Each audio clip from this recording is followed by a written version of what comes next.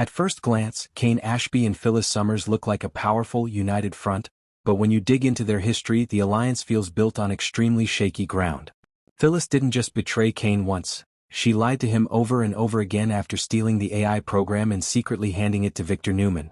When Kane confronted her, he didn't get honesty or remorse, he got manipulation and denial. That mattered deeply to Kane because trust was the one thing he demanded after everything he'd already lost.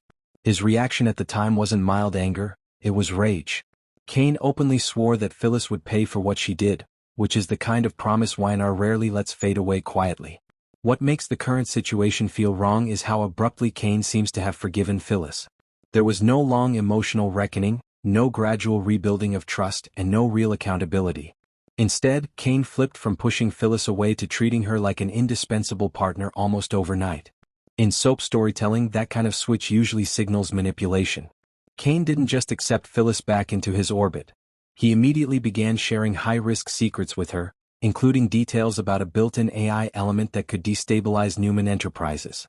That move alone suggests Kane may be letting Phyllis handle the dirtiest, most dangerous parts of the plan while he keeps his hands technically clean. Kane's emotional turmoil adds another critical layer. Lily Winters leaving town, combined with his children cutting him off, has left Kane isolated and deeply wounded.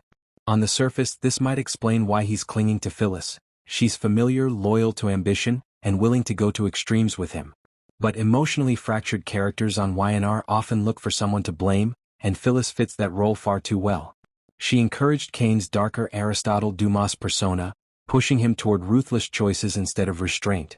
Lily also witnessed another kiss between Kane and Phyllis just before New Year's Eve, a moment that reinforced Lily's belief that Kane hadn't truly changed. Even though Lily later shared a kiss with Kane herself, it wasn't enough to undo the damage. Her decision to leave Genoa City again may have cemented in Kane's mind that Phyllis represents a destructive force in his life. Someone who always drags him backward when he's trying to move forward.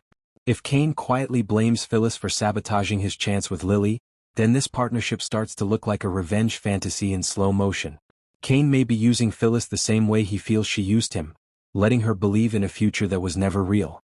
Phyllis is finally basking in the success she's chased for years. She has power, visibility, and bragging rights, and she's openly celebrating that she's won. That confidence is exactly what makes her vulnerable. Kane may be counting on Phyllis being so intoxicated by victory that she fails to notice she has no real security.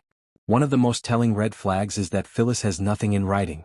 There is no signed agreement, no contractual guarantee, and no legal protection ensuring she'll get the role Kane keeps dangling in front of her. He doesn't actually need her long-term. Once the Newman takeover is complete and the chaos settles, Kane could simply declare that Phyllis was a temporary asset, not a permanent leader. The most brutal version of this plan would involve Kane allowing Phyllis to sit in the CEO chair, enjoy the authority and publicly savor her triumph, only to later announce that the position was never hers. By barring her from the building and stripping her of power, Kane would deliver a humiliation far worse than rejection, because it would come after hope. This kind of reversal would satisfy multiple motivations for Kane. It would punish Phyllis for lying about the AI theft, symbolically reclaim control after she manipulated him, and serve as an emotional release for the collapse of his family life. From Kane's perspective, it would feel like balance being restored, not cruelty but justice. The reason this storyline feels so ominous is that Phyllis herself seems slightly uneasy, even as she celebrates. Her surprise at being included in Kane's plan suggests she knows, on some level, that she doesn't truly belong there.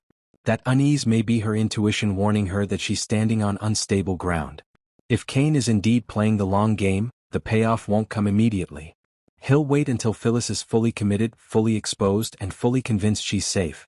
In the end, the alliance between Kane and Phyllis doesn't feel like a partnership. It feels like a countdown. Phyllis believes she's finally achieved everything she's ever wanted, but Kane may be preparing to take it all away in one devastating move. If and when that moment comes, the fall will be fast, public, and emotionally crushing, proving that in Genoa City, the most dangerous victories are the ones built on trust that was never real.